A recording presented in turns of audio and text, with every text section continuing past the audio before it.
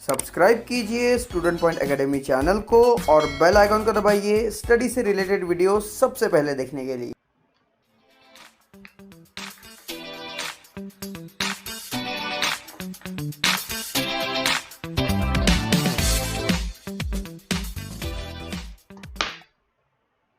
Hello students, welcome to you student point academy में आप सभी का स्वागत है भाई।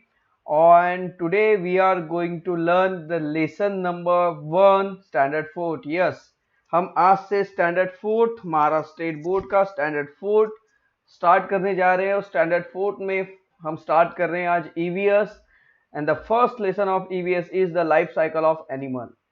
सो let's start without waste any seconds. Okay, so students, 4th standard 3rd standard के सारे वीडियोस अपलोड हो चुके हैं और काफ़ी सारे पेरेंट्स के और स्टूडेंट्स के मुझे मैसेज आ रहे थे कि sir please start 4th standard. So I have decided. Okay, so let's start now. The life cycle of animal. Students, every animal has a life cycle. What is mean by life cycle? Life cycle क्या होता है? Life cycle means the life of the animal from birth to death, मतलब जन्म से लेकर मरने तक जो भी स्टेजेस हमारे लाइफ में आते हैं हम उसे लाइफ साइकिल कहते हैं। ओके, लाइफ साइकिल मीन्स जैसे हम जब पैदा होते हैं तो हम एक छोटे बेबीज होते हैं। ओके, फिर धीरे धीरे हम ग्रोन अप करते हैं, फिर हम क्रॉलिंग करने लगते हैं, रेंगने लगते हैं, बैठने लगते हैं, चलने लगते हैं, फिर हम स्कूल जाते हैं। ओके, फिर हमारी अलग अलग स्टेजेस होती हैं, तो उस स्टेजेस में हम आते हैं यंगर, एडल्ट, ओके, चाइल्डहुड, फिर यंगर, उसके बाद एडल्ट, ओल्डर, ये सब अलग अलग हमारी स्टेजेस होती है। तो बचपन में पैदा होने से लेकर मरने तक हमारी जो लाइफ चलती है स्टूडेंट्स, इसी को हम कहते हैं life cycle. So every animal has a life cycle. सभी एनिमल्स की लाइफ साइकिल होती है because all animals are a living things like us. Okay, so let's start. I hope that आपको लाइफ साइकिल मतलब क्या है वो समझ में आ गया होगा। So can you tell, look at the picture here, look at the puppies and their mother in the picture. Do you C some similarities? आप यहां पर देख रहे हैं, ओके, पिक्चर्स में, इस पिक्चर में आपको एक मदर दिखाई दे रही है, पपीज और उनकी मदर। देखिए यहाँ पर पपीज दिखाई दे रहे हैं एंड द पपीज मदर यहाँ पर आपको दिखाई दे रही है। क्या आपको कोई सिमिलरिटीज दिख रही है? Yes, they are so many similarities. देखिए, इनके भी 4 लेग्स है, इनके भी 4 लेग्स है, इनका भी देखिए कलर मैच करता है, मतलब पपीज के साथ उनकी मदर का कलर मैच करता है। मतलब इनकी मदर अगर डॉग है तो इनके बच्चे भी डॉग ही है, कोई दूसरे एनिमल तो नहीं हुए, मतलब they are totally same. Okay, so many similarities आ रही है। जैसे हम होते हैं, हम इंसान के बच्चे इंसान ही होते हैं, बस हमारी जो शक्ल सूरत होती है वो थोड़ी सी चेंजेस होती है। हम एग्जैक्टली हमारे मम्मी या हम हमारे पापा जैसे नहीं दिखते। ओके, पर हम उनसे मिलते जुलते होते हैं, इसलिए तो कोई भी हमें देखकर पहचान लेता है, अरे आप उनके लड़के हो, है ना, क्योंकि हम थोड़े थोड़े हमारे पेरेंट्स से मिलते हैं। वैसे देखिए, ये जो पपीज है वो भी अपने पेरेंट्स से थोड़े थोड़े मिल रहे हैं। Look at the butterfly and the caterpillar that has a come out of eggs. Do you see any similarities? देखिए, ये है बटरफ्लाइज और ये है कैटरपिलर। कैटरपिलर जो है वो अभी अंडे से, एग से बाहर आई है, मतलब अभी उसका जन्म हुआ है, बर्थ हुआ है। और ये बटरफ्लाई है। आपको पता है कैटरपिलर से ही बटरफ्लाइज बनती है, इल्लियां जो होती हैं उन्हीं से ही तितलियां बनती हैं, ये तो आपको पता ही होगा। ओके, तो अब मुझे बताइए, do you see any similarities between two pictures? No, there is no similarity. यहाँ पे हमें कुछ भी सिमिलरिटी नहीं दिख रही है, क्योंकि देखिए ये एक दिखने में अलग जीव है और ये एक अलग है, पर फिर इनमें हुआ क्या है, क्या हुआ है, ये हम बिल्कुल पढ़ेंगे। मेटाफॉर्सिस कहते हैं इसे, उसे बिल्कुल डिटेल में पढ़ेंगे students. So let's, can you tell, the question is, a hen lays eggs। okay, a hen lays egg मतलब जो मुर्गी जो है वो अंडे देती है। ले मतलब होता है अंडे देना, ओके, देना। एग्स मतलब अंडे, सो ले एग्स मींस अंडे देना। मुर्गी अंडे देती है। Chicks come out those eggs, और हमें पता है कि उन्हीं एग्स में से ये छोटे छोटे चिक्स बाहर आते हैं। Do kittens come out of eggs? अब मुझे बताइए, क्या ये जो बिल्ली के बच्चे हैं, किटन हैं, क्या ये भी किसी एग में से ही बाहर आए हैं? नो। किटन्स जो होते हैं वो अपने, मतलब जो बिल्ली के जो बच्चे होते हैं, किटन्स कैट के जो बच्चे होते हैं, बेबीज होते हैं, किटन जो होते हैं, वो इनके पेट में होते हैं। ओके, ये बर्थ देते हैं, बच्चों को डायरेक्ट जन्म देते हैं। ओके, जैसे हम पैदा हुए हैं, हम अपनी मम्मी के पेट में थे, उसके बाद फिर हम पेट से बाहर आ गए। ओके, तो पर हैन के साथ ऐसा नहीं होता, क्योंकि हैन क्या है, बर्ड है, तो बर्ड के साथ ऐसा नहीं होता। बर्ड्स अंडे देते हैं और उनके अंडों में बच्चे होते हैं। Okay, so the growth of animal की ग्रोथ के बारे में देखें। A kid and fully grown goat are not very different at look. Okay, देखिए अब यहां पर ये गोट है। ओके, ये गोट है, मदर गोट, एंड ये उसकी जो है ये चिल्ड्रन गोट है। ओके, तो यहां पर जो है ये जो गोट का जो छोटा बेबी यहां पर हुआ है, ओके, और ये उसकी मदर है, क्या इन दोनों में आपको कोई डिफरेंस दिखाई दे रहा है? No. A kid and fully grown goat are not very different at look. वो दिखने में एक जैसे है, इनमें कोई असमानताएं नहीं है, मतलब बिल्कुल भी डिफरेंट नहीं दिख रहे हैं, एकदम एक जैसे दिख रहे हैं। देखिए इनके भी 4 लेग्स है, इसके भी 4 लेग्स है, इसके भी 2 ईयर है, इसके भी 2 ईयर है ना, इसका भी मुंह वैसा ही है, इनका भी कलर भी देखिए। यहाँ पर अगर हमें टेल की बात करें तो ये भी हमें सिमिलरिटीज दिखती है। So there no not much difference between kitten and adult cat. Okay, तो इसी तरह से जैसे गोट में और गोट के किड में कोई भी डिफरेंस नहीं दिखाई देता, वैसे ही हमें कैट में और किटन्स में डिफरेंसेस नहीं दिखाई दे रहे, क्योंकि वो एक ही तरह के एनिमल्स हैं। Those babies grow in their mother's tummy and are born from the mother's tummy to this animal do not lay eggs. तो ऐसे एनिमल्स जो अपने बच्चों को अपने पेट में रखते हैं और डायरेक्ट वो जन्म देते हैं, ऐसे एनिमल्स कभी भी अंडे नहीं देते। और जो एनिमल अंडे देते हैं वो अपने बच्चों को कभी भी पेट में नहीं रखते। समझ में आ रहा है? तो जितने भी बर्ड्स है या इंसेक्ट्स है ये अंडे देते हैं। ओके, बर्ड और इंसेक्ट जो होते हैं ये अंडे देते हैं। एनिमल्स जो होते हैं वो डायरेक्ट बेबी को जन्म देते हैं, बर्थ देते हैं। हम भी एनिमल्स में ही आते हैं। But some animal like crow, spider, lizard lay eggs. पर कुछ एनिमल ऐसे जैसे क्रोज है, स्पाइडर है, लिजार्ड है, ये क्या करते हैं? अंडे देते हैं। ओके, तो जैसे क्रो मीन्स कौवा है, ये एक बर्ड है। स्पाइडर ये इंसेक्ट है। तो मैंने जैसे कहा था आपको कि कुछ ऐसे बर्ड्स और इंसेक्ट जो होते हैं वो अंडे देते हैं। Okay, so a chickens is born from an eggs. तो हमें पता है कि मुर्गी के जो बच्चे होते हैं, चिकन्स होते हैं, है ना, वो अंडे से बाहर आते हैं। So ants, butterflies, fish, frog, snake are all animal that lay eggs. आपको पता है चींटियां, okay, butterflies, fish, frog, snake, ये सब ऐसे एनिमल्स हैं जो अंडे देते हैं। फिर से एक बार समझेंगे। एंट्स मतलब चींटियां, बटरफ्लाई मतलब तितलियां, फिश आपको पता है, फ्रॉग मीन्स मेढक, स्नेक मीन्स सांप जो है ये अंडे देते हैं। But we do not often see their eggs. पर हम उनके अंडों को देख नहीं पाते। चींटियां तो बहुत छोटी होती है, बहुत इतनी सी छोटी होती है, फिर इसके अंडे तो उससे भी ज्यादा छोटे होंगे। अब मुझे बताइए, एक हैन इतनी बड़ी होती है, उसके अंडे इतने से होते हैं, तो चींटी जो बहुत छोटी होती है तो उसके जो एग्स होंगे वो बहुत टाइनी होंगे, बहुत छोटे होंगे, वो हमें दिखाई देंगे क्या? नहीं। फिश अगर आपने खाते होंगे फिश, तो आपने फिश के एग्स देखे होंगे, बहुत से बारीक होते हैं, जो हमारे घर में खसखस यूज करते हैं ना, उसके जैसे बारीक दाने होते हैं। ओके, बटरफ्लाइज के एग्स भी बहुत ही छोटे होते हैं, फ्रॉग्स के एग्स और स्नेक्स के एग्स भी बहुत छोटे होते हैं। But we do not often see their eggs. हम उनके एग्स को नहीं देख पाते, क्योंकि the eggs of some very small animal are very tiny. तो जो एनिमल्स बहुत छोटे होते हैं उनके एग्स उनसे भी ज्यादा छोटे होते हैं, मतलब टाइनी होते हैं। We would hardly notice them, बड़े मुश्किल से हमें वो दिखाई देते हैं, हमेशा हम नहीं देख पाते। So we do not come to know that these animals lay eggs, पर हमें इसलिए हमें ये नहीं पता कि ये एनिमल एग अंडे देते हैं। ओके, तो क्या आपको पता था? चलो आपको ये पता होगा कि बटरफ्लाइज अंडे देते हैं, आपको ये पता होगा फिश भी अंडे देती है, आपको ये पता होगा कि स्नेक भी अंडे देते हैं। क्या आपको ये पता था फ्रॉग्स अंडे देते हैं या एंट अंडे देती है?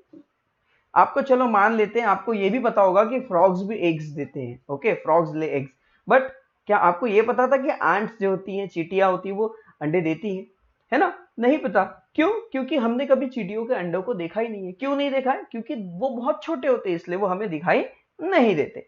But we know for sure that a hen lay eggs, पर हम इससे एकदम श्योर है कि जो मुर्गियां होती है, हेन्स होती है, वो अंडे देती है।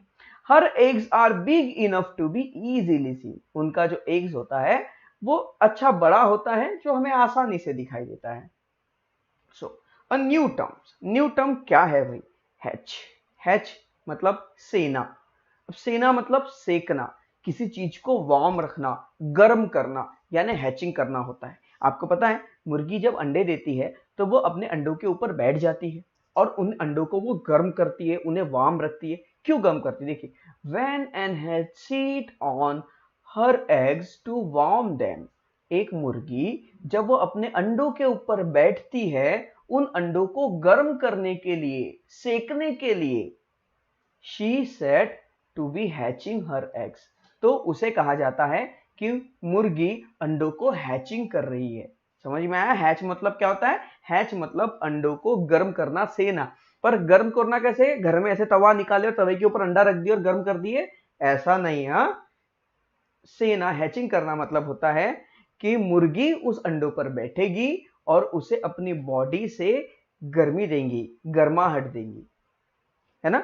जैसे आपको पता है ना, जब हमें ठंडी के समय हम पूरा ब्लैंकेट ओढ़ के सो जाते हैं, फिर क्या होता है? हमें अंदर के अंदर गर्म लगता है। वैसे ही बर्ड्स जो होते हैं वो अपने फीदर से अंडों को पूरी तरह से छुपा देते हैं, जिससे जो एग्स होते हैं वो वार्म हो जाते हैं, गर्म होना शुरू हो जाते हैं। और ये हैचिंग की प्रोसेस से ही इनमें जो येलो सब्सटेंस होता है अंदर में और एक व्हाइट सब्सटेंस होता है ना, इनसे मिलकर एक बेबी, एक चिकन्स उनके अंदर तैयार होता है, एक चिक्स उनके अंदर तैयार होता है। अगर अंडों को मुर्गी के पास ना रखा जाए सेने के लिए तो समझ लीजिए उसमें से बच्चा कभी आएगा ही नहीं। ओके, तो ये माँ ही, मतलब ये जो हैन है वही पॉसिबल कर सकती है अपने अंडों के लिए। ओके, जैसे आपको पता है डक अंडे तो देते हैं पर वो कभी अपने अंडे फोड़ते नहीं है, उसको गर्म नहीं करते, सेते नहीं है। इसलिए डक के अंडों को भी मुर्गियों के पास रखा जाता है और मुर्गी ही उन अंडों को फोड़ती है, उसमें से फिर डक्स बाहर आती है। हैन ले एग्स, यहाँ पे जो देखिए हमने इस तरह से मार्क करके रखा है, तो समझ लीजिए कि क्वेश्चन बी के फर्स्ट का ये आंसर B1, मतलब आपके बुक में जो क्वेश्चन बी है उस बी में जो फर्स्ट क्वेश्चन पूछा है उसका ये आंसर होगा यहां तक। ओके, तो ऐसे जहां पर भी मार्किंग दिखेंगे आप समझ जाइएगा। A hen lay eggs warm is necessary for the chicks to grow inside the eggs. So after laying them, the hen sit on the eggs to keep them warm. देखो hen क्या करती है? hen मुर्गी अंडे देती है। Warmth is necessary for the chicks, मतलब अंडों से चूजों को, चिक्स मतलब होता है हिंदी में चूजा, इन चूजों को बाहर आने के लिए, ग्रो होने के लिए अंडे को गर्म रखना जरूरी है। Okay, so after laying them, जब उन्हें, मतलब जब मुर्गी अंडे देती है, the Hahn sit on the eggs, मुर्गी फिर उन अंडों पर बैठती है और उन अंडों को गर्म करती है, गर्म रखती है, उन्हें हैचिंग करती है। The chicks inside slowly keep grown, और अंडों के अंदर जो चिक्स है वो धीरे धीरे बनना शुरू हो जाता है। When its growth is complete, जब अंडे के अंदर, एग्स के अंदर चिक्स की ग्रोथ पूरी तरह से कंप्लीट हो जाती है, the chicks break the egg shell and come out, chicks जो है वो अपने अंडों को खुद फोड़ देते हैं और बाहर आ जाते हैं। The hen look after it chicks till they grow a little bigger। अब देखो, कोई भी माँ अपने बच्चों की केयर कब तक करती है? जब तक वो खुद से एबल ना हो जाए। जब बच्चे खुद से एबल हो जाते हैं फिर माँ अपने बच्चों की केयर करना बंद कर देती है। मम्मी आपको कपड़े कब तक पहना कर देती है? जब तक आपको खुद से कपड़े पहनाते ना आए। जिस दिन आप खुद से कपड़े पहनना सीख गए उसके बाद मम्मा आपको कभी कपड़े नहीं पहनाती, कभी खुद से नहीं नहलाती, सारे काम आपको खुद ही करने पड़ते हैं ना। तो जब तक हमारे बेबीज खुद के लिए एबल नहीं हो जाते तब तक मदर उनकी क्या करती है? केयर करती है। सो हैन लुक आफ्टर द चिक्स। तो हैन भी क्या करती है? अपने बच्चों की देखभाल तब तक करती है till they grow little bigger, जब तक वो थोड़े बड़े ना हो जाए। जैसे ही वो थोड़े बड़े हो जाते हैं फिर वो अपने लिए सारे काम खुद ही कर लेते हैं। जैसे बर्ड्स जो होते हैं वो मदर बर्ड्स यहाँ वहां घूमकर अपने बच्चों के लिए अनाज, दाना, ग्रेन जमा करती है और घोंसले में लेकर जाती है और उन बच्चों को अनाज खिलाती, खाना खिलाती है। ओके, क्यों?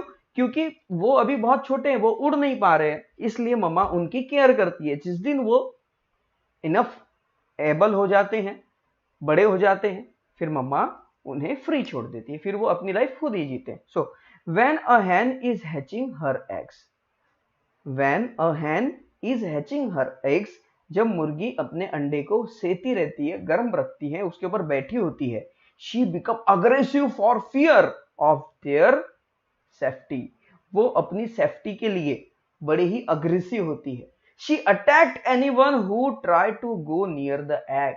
कभी भी ध्यान में रखिए, अगर आपके घर में मुर्गी है या फिर आप किसी के घर में चले गए जिनकी यहाँ मुर्गियां रखी हुई है और उनमें से कोई मुर्गी जो है वो अंडों पर बैठी हुई है, तो उस मुर्गी के पास कभी मत जाना, क्योंकि वो आप उनके जो जैसे चिड़िया का घोंसला होता है, चिड़िया के घोंसले आपने कई बार कार्टून में देखा होगा कि एक स्नेक आता है, वो बर्ड के नेस्ट में जाता है और उनके अंडे खाने की कोशिश करता है चुरा कर, फिर बर्ड्स आती है और फिर वो स्नेक के साथ फाइट करती है। आपने तो जरूर देखा होगा कार्टून्स में।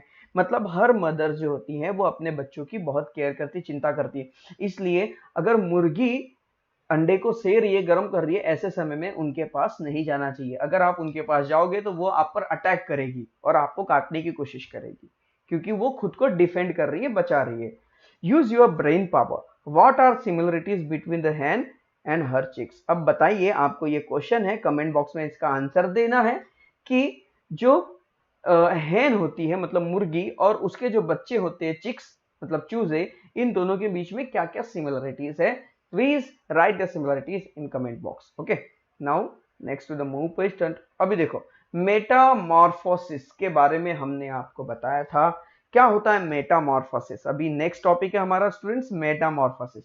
मेटामॉर्फोसिस देखो, there are some similarities between a goat and its kid.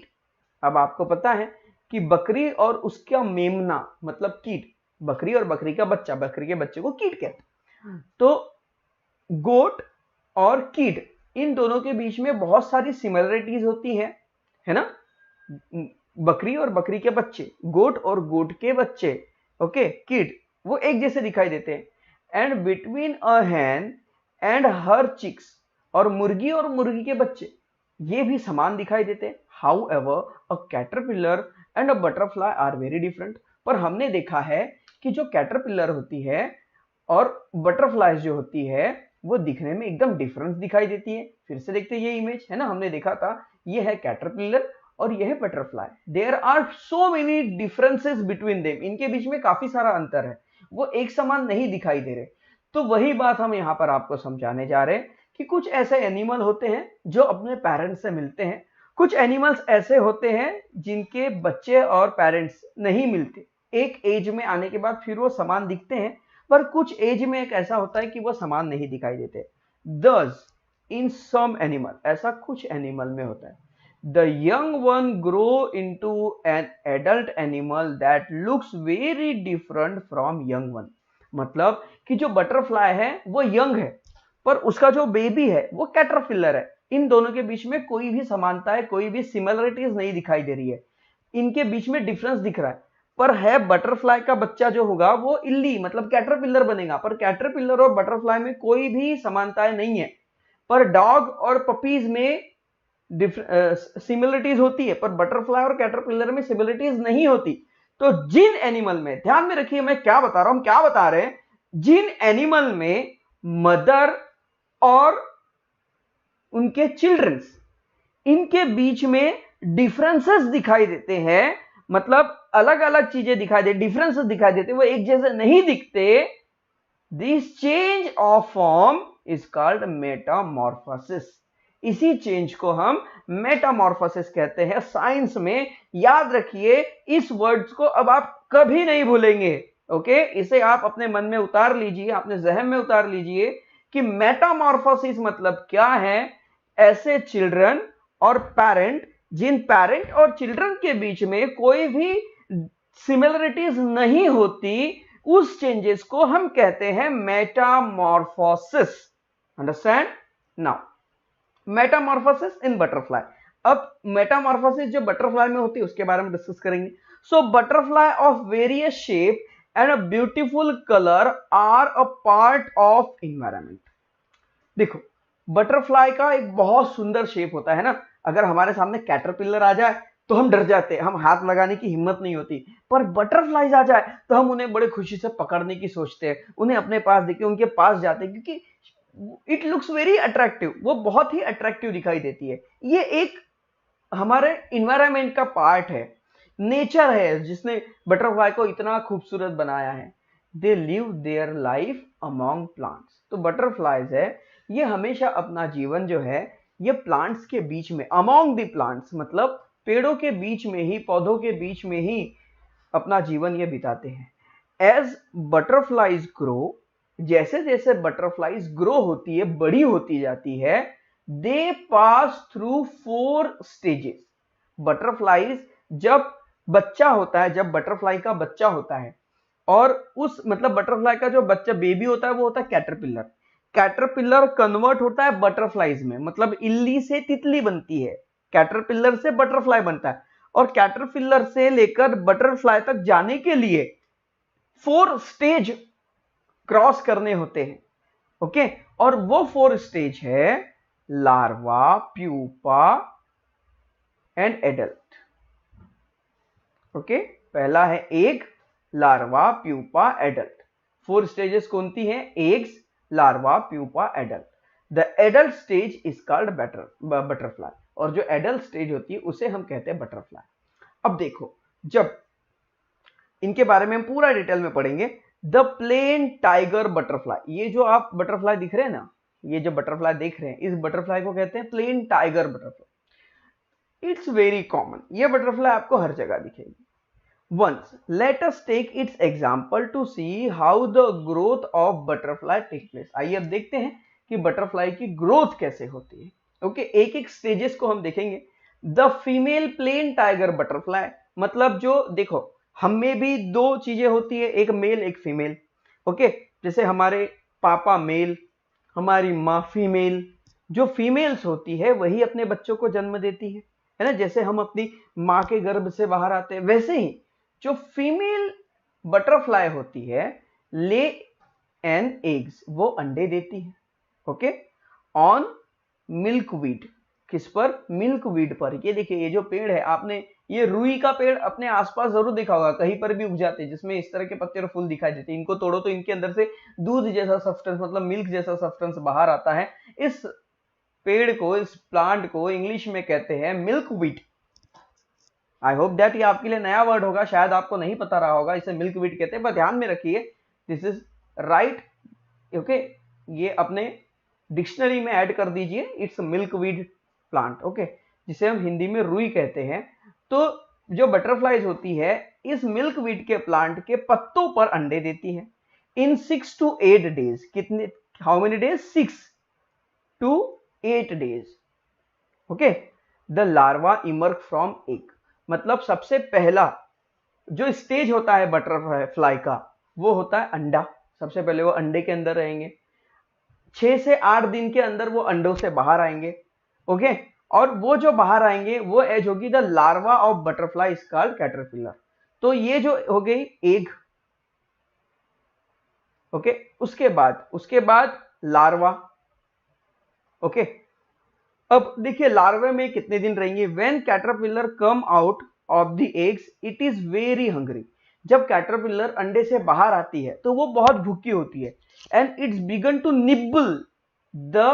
Nibble and eat very leaf, और इसलिए वो पत्तियों पर रहकर पत्तियों को ही खाती है। तो निब्बल मतलब होता है कुतरना, याद रखिए निब्बल मीन्स क्या होता है, कुतरना। तो बट ये कैटरपिलर क्या करती है, उन पत्तियों को कुतरती है, एक पत्तियों को कुतर कुतर के खाती है क्योंकि वो बहुत भूखी होती है। On which it emerge from eggs, it it very fast, so it is growth is very rapid. तो वो फटाफट बहुत फास्ट पेड़ों की पत्तियों को खाना शुरू करती है। जितना ज्यादा वो खाएगी उतनी जल्दी जल्दी उसकी ग्रोथ होते रहेगी। तो अपनी ग्रोथ को फास्ट करने के लिए वो फटाफट खाते रहती है। अ न्यू टर्म क्या है, मोल्ट। देखते हैं मोल्ट क्या है। To shed old skin to make way for new growth. To shed old skin to make way for new growth. आपने देखा होगा सांप होता है स्नेक, वो अपनी कोस निकालता है और वापस नया हो जाता है, आपने सुना होगा। वैसे ही जो बटरफ्लाईज होती है वो जैसे जैसे जब तक वो लार्वे में होती है, मतलब लार्वा की स्टेज में होती है, तब तक वो 4 से 5 बार या उससे ज्यादा बार अपनी स्किन को निकालती है। ओके, उसकी आउटर लेयर निकलती जाती है और फिर से वो न्यू होती जाती है। The caterpillar of a plain tiger butterfly grow so rapidly in the first 2 or 3 days that it does not fit in its skin anymore. But under the old skin, a new loose skin is formed on the growing caterpillar. अब देखो क्या होता है, caterpillar फटाफट वो leaves को खाती है। जैसे आप देख रहे हैं यहाँ पर कि वो लीव्स को खा रही है, तो वो लीव्स को खाती है, पत्तियों को खाती है, और जितनी फास्ट वो पत्तियों को खाती है उतनी वो बड़ी होती जाती है। तो जैसे जैसे वो बड़ी होती जाती है तो उसके ऊपर की जो स्किन होती है ये उसके कपड़े हैं मान लीजिए। तो जैसे हम छोटे बच्चे होते हैं तो हम जैसे जैसे हम बड़े होते जाते हैं हमारे कपड़े हमें टाइट होते जाते हैं, है ना। वैसे ही इनकी जो ऊपर की स्किन होती है ये इनके कपड़े हैं। जैसे जैसे इनकी बॉडी अंदर से बढ़ती जाएंगी इनके कपड़े टाइट होते जाएंगे, फिर इनके कपड़े टाइट हो जाएंगे तो इनके कपड़े फट जाएंगे। समझ में आ रहा है। तो इनकी ऊपर की स्किन जो है वो निकलती जाती है और नई स्किन बनते जाती है, क्योंकि ऊपर की जो लेयर होती है ये डेड स्किन कहलाती है। ये कभी शरीर के साथ बढ़ती नहीं है, वो उतनी ही रहती है, नई स्किन आती जाती है और बढ़ती जाती है। तो जैसे जैसे कैटरपिलर बिग होती जाती है उसके ऊपर की लेयर हटती चली जाती है। Okay, then the caterpillar shed the old skin, और उसके बाद कैटरपिलर क्या करती है, अपनी स्किन को, पुरानी स्किन को छोड़ देती है, और जैसे ही पुरानी स्किन छोड़ती है उसके नीचे एक नई स्किन की लेयर बन चुकी होती है। इसी प्रोसेस को मोल्ट कहते हैं। Understand? Then the caterpillar shed the old skin, that is moult. Now again sorry, let's again it's become to gobble up the leaf and continue to grow rapidly. अब देखो वो क्या करती हैं, बार बार खाते रहती हैं और अपनी ओल्ड स्किन को छोड़ते रहती है, खाते रहती है, बड़ी होती है, ओल्ड स्किन को निकालते रहती है।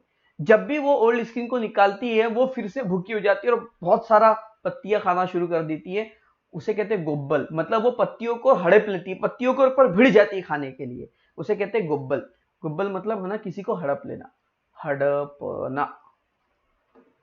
In 2 or 3 days it molt a second time. In this way it's molt 4 times. It's remain in a caterpillar stage for 10 to 12 days. अब देखिए हमने एग की स्टेज क्या देखी थी, 6 to 8 days. ओके, लार्वे की स्टेज क्या है, 10 to 12 days. ओके, समझ में आ रहा है। देखिए यहां पर स्टेजेस बता रहे हैं। तो ये लार्वा 10 से 12 दिन तक इल्ली के रूप में रहता है, लार्वे के रूप में रहता है और खाते जाता है और खुद को बड़ा करते जाता है।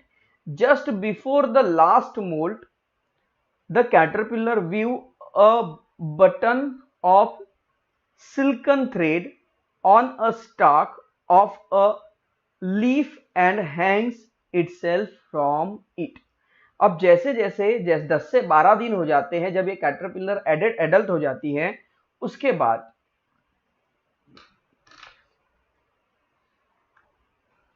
तो जैसे जैसे कैटरपिलर एडल्ट की ओर जाती है, बड़ी होते चली जाती है, वो देखिए खुद को इस तरह से बटन में बंद कर देती है। ये देखिए आपको ये बटन जैसा दिख रहा है, ओके। इस तरह से वो खुद को अंदर बंद कर देती है। एक बटन बना दिया उसने, एक बकेट जैसा बना दिया और इसके अंदर अभी कैटरपिलर बन गई है।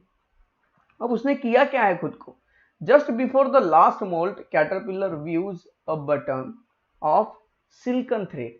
मतलब लास्ट जो होती है मोल्ट, मतलब आखिरी वाली मोल्ट, जब ये एडल्ट हो जाती है तो एक स्किन, आखिरी वाली स्किन जब अपनी निकालने वाली रहती है तो उसे निकालती नहीं है, उस स्किन के आसपास ये एक रेशम धागा बुनती है, सिल्कन थ्रेड। आपको पता है ना, रेशम का धागा जो राखी को बांधने के काम में आता है, रेशम का धागा, ओके। वैसे सिल्कन थ्रेड से, रेशम के धागे से ये खुद को बंद कर देती है और वैसे ही रहती है। When it is molt, this time, sorry,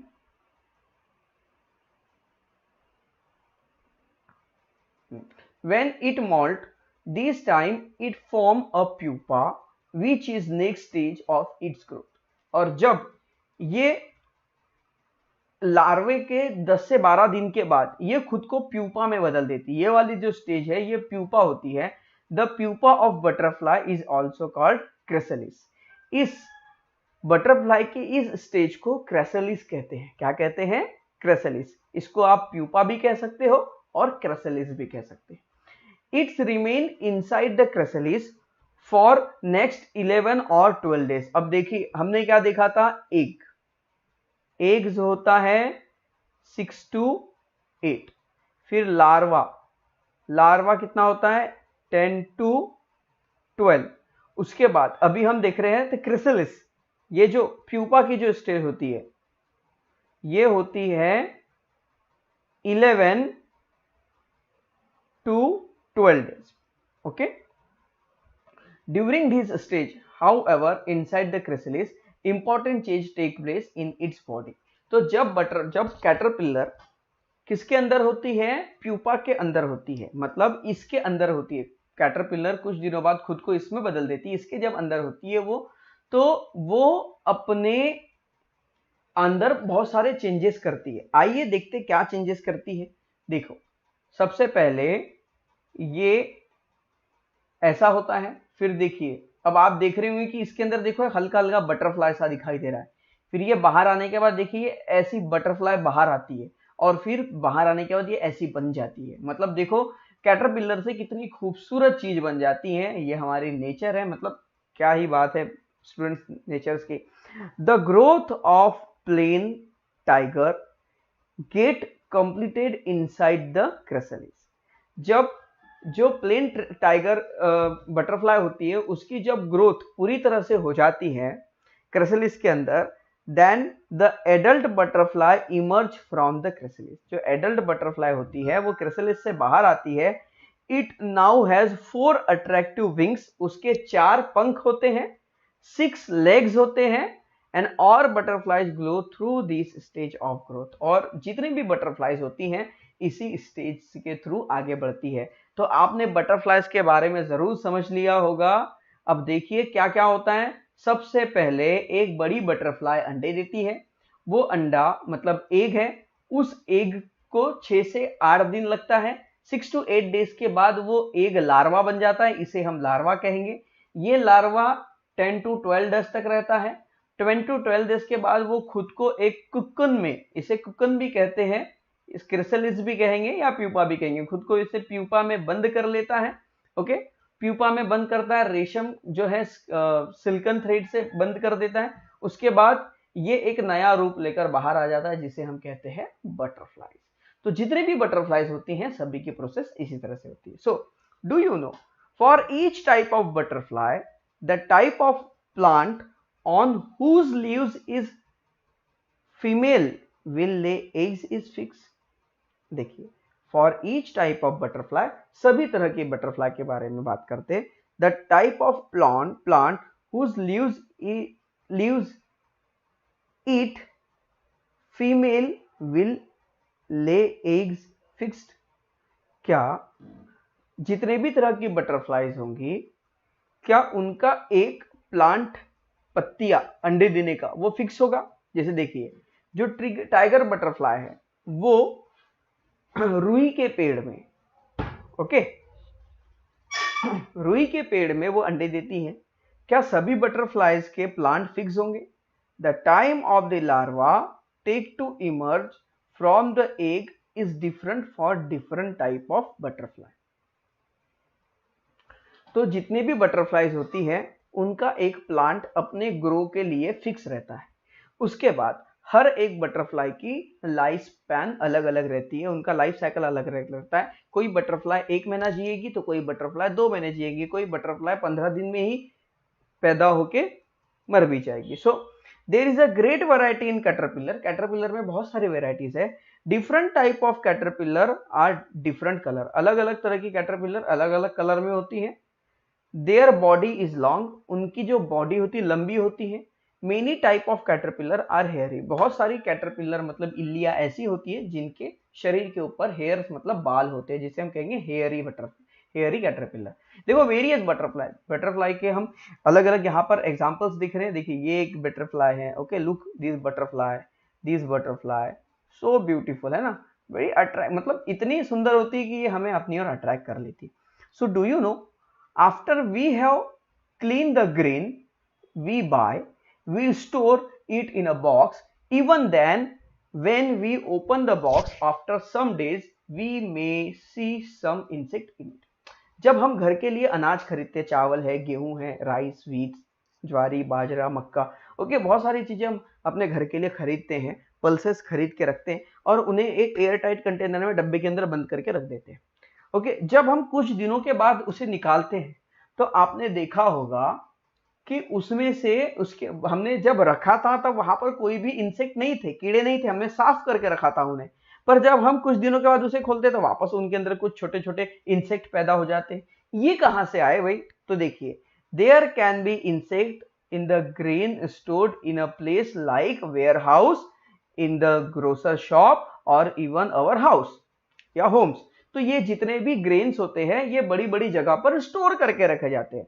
now if a female insect lay egg in this grain we can not see them because they are very tiny size.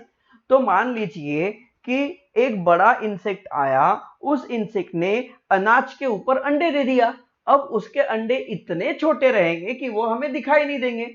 हम अनाज को साफ भी करेंगे, क्लीन भी करेंगे, फिर भी वो अंडे वहीं पे रह जाएंगे। और जब हम उसको किसी कंटेनर के अंदर बंद करके रख देंगे तो डब्बे के अंदर गर्माहट होगी। The warmth and the air they get mix in which the grain is stored enough for to grow, so there growth continue inside the box. मतलब जब हम डब्बे के अंदर अनाज डालते हैं और बंद कर देते हैं, थोड़ी सी एयर डब्बे के अंदर रह जाती है और अनाज जो है वो खुद में एक अंदर में गर्मी पैदा करता है। जैसे आपने देखा होगा, मैंगो को पकाने के लिए हम जो स्ट्रॉ जो होती है तनस के अंदर रख देते हैं, या फिर चावल के ड्रम में, चावल के डब्बे में आप किसी आम को रख दो, कच्चे आम को, तो वो पक जाएगा। क्यों? क्योंकि उसके अंदर हीट होती है। ऐसे ही हीट उन एग्स को मिलती है। जैसे मुर्गी अपने बच्चों, अपने अंडों को सेती है और अंडे से बच्चे बाहर निकालती है, ओके, वही प्रोसेस यहाँ पर होती है। ग्रेन्स के कारण हीट होना शुरू हो जाती है अंडों को और अंडे अंदर के अंदर बढ़ना शुरू हो जाते हैं, उनकी ग्रोथ होते रहती है अंडों के अंदर और कुछ दिनों बाद वो अंडे से बाहर आ जाते हैं। They also have some stages of growth, namely eggs, larva, pupa and adult. तो उनके अंदर जो इंसेक्ट होते हैं, ओके, चावल के दानों में जो इंसेक्ट, जो अंडे होते हैं, वो अंडों की भी अलग अलग स्टेजेस होती है। पहले वो अंडे रहेंगे, फिर वो लार्वा बनेंगे, फिर प्यूपा बनेंगे, फिर वो एडल्ट बनेंगे। When we open the box, we see insects in the grain at a different stages of growth in which they are.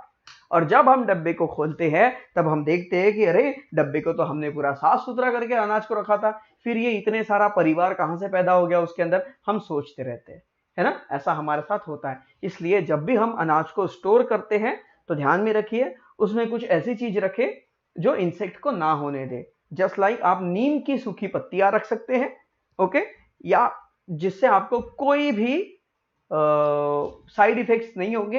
या फिर आप बोरिक एसिड, बोरिक पाउडर, जो कैरम बोर्ड खेलते समय जो पाउडर डाला जाता है वही पाउडर अनाज के लिए डाला जाता है, उसे रख सकते हैं। पर जब भी आप बोरिक एसिड का यूज करें, ध्यान में रखिए कि आपको अनाज यूज करते समय उसे बहुत अच्छे से धोना है, क्योंकि वो बोरिक एक तरह का एसिड है, एक तरह का केमिकल है जो इंसेक्ट होते हैं उनके अंडों को भी खत्म कर देता है। तो आई होप दैट ये पूरा लेसन था स्टूडेंट्स, और आई होप दैट ये पूरा लेसन आपको जरूर क्लियर हो चुका होगा। हमने थर्ड स्टैंडर्ड में अलग अलग छोटे छोटे पार्ट में लेसन बनाए थे, तो कई बार ऐसा हो जाता था कि स्टूडेंट को दूसरे पार्ट मिलते नहीं थे। तो हमने अभी सोचा है कि I will try to make complete one lesson in a one video. Okay, अगर आपको ये वीडियो काफी बड़ा लगता है तो आप इसे थोड़े थोड़े पार्ट में देख सकते हैं। ओके, डजंट मैटर, आपने थोड़ा देख लिया, थोड़ा स्टडी कर लिया, फिर थोड़ा देख ले, फिर थोड़ा स्टडी कर ले। Okay, so student I hope that ये लेसन आपको पूरा क्लियर हो चुका होगा। आइए शॉर्ट्स में समझते हैं इस लेसन में हमने क्या पढ़ा। सबसे पहले हमने इस लेसन में देखा a hen sit on her eggs to hatch them. मुर्गी अपने अंडों पर बैठती है और उन्हें हैचिंग करती है, वार्म करती, गर्म करती है। The fully grown chicks break the egg shells and come out. जो चिक्स अंडे के अंदर पूरे तैयार हो जाते हैं वो अपने अंडों की दीवार को अंदर से तोड़ देते हैं और बाहर आ जाते हैं। Okay, egg caterpillar larva, okay, eggs जो है, ओके, बात कैटरपिलर जिसे हम लार्वा कहते हैं, क्रिसालिस, ओके, जिसे हम प्यूपा कहते हैं, और adult are 4 stages of the life cycle of butterfly. Butterfly की 4 स्टेजेस है। Okay, the plain tiger butterfly lay eggs on the leaves of milkweed plant. The larva emerge from the egg. It's called caterpillar. तो जो butterflies होती हैं वो milkweed मतलब रुई के झाड़ पर, रुई के प्लांट पर, पेड़ पर उसके जो लीव्स होती है उस पर वो अंडे देती है। उस अंडे में से जो कैटरपिलर बाहर आती है, जो बाहर आता है, उसे हम कैटरपिलर कहते हैं। When a growth of caterpillar is complete, जब कैटरपिलर की ग्रोथ कंप्लीट हो जाती है, it enter the pupa stage, वो प्यूपा में चली जाती है। During which lives inside the chrysalis, और वो तब तक वहां पे रहती है जब तक कि वो क्राइसलिस की स्टेज में है। The adult butterfly emerge from the chrysalis, जो एडल्ट बटरफ्लाई होती है वो क्राइसलिस से बाहर आती है, जो कुकन बनाती है, जो क्राइसलिस बनाती है उसको वो तोड़ देती है और बाहर आती है। It has a 6 long legs and 4 attractive wings, तो वो जो बटरफ्लाई होती है उसके 6 बड़े पैर होते हैं, ओके, 4 उसके विंग्स होते हैं, पंख होते हैं, और 6 long legs, 4 attractive wings, okay, और बटरफुल एक ब्यूटीफुल बटरफ्लाई बन जाती है। आई होप दैट ये लेसन आपको पूरी तरह से क्लियर हो चुका होगा। और जैसा मैंने कमेंट किया था क्वेश्चन आंसर भी, तो क्वेश्चन आंसर देखिए, answer in brief, why must the Hahn sit on her eggs. Okay, इसका आंसर देखिए, टिक कीजिए, अपनी बुक निकालिए, और बुक अगर नहीं है तो कोई बात नहीं, वीडियो को पॉज कीजिए और वहां पे आप देखिए ये है पहला फर्स्ट, ओके, ये, ओके, यहां से अ हैन से लेकर वार्म तक ये पहले क्वेश्चन का आंसर है। ओके, नाउ नेक्स्ट क्वेश्चन क्या है भाई, let's, Why does hen become aggressive when she hatching her eggs? जब मुर्गी अपने अंडों को सेती है, हैचिंग करती, गर्म करती है, तब वो अग्रेसिव क्यों होती है। सो इधर, when a hen is hatching her eggs, she become aggressive for fear of their safety. अपने सेफ्टी के लिए वो अग्रेसिव होती हैं। आप इस क्वेश्चन का आंसर सेफ्टी तक भी लिख सकते हैं और चाहे तो अब यहां तक भी लिख सकते हैं, एज यू विश, आप जहां तक भी लिखे, ओके, दोनों के लिए उतने ही मार्क्स आपको मिलेंगे। Next, which are 4 stage of the life cycle of butterfly. Butterfly की 4 स्टेजेस कौन कौन सी हैं, तो यहां पर देखिए हमें व्हाट वी लर्न में ही इसका आंसर मिल जाता है। Eggs, larva, pupa and adult are the 4 stage of life cycle of butterfly.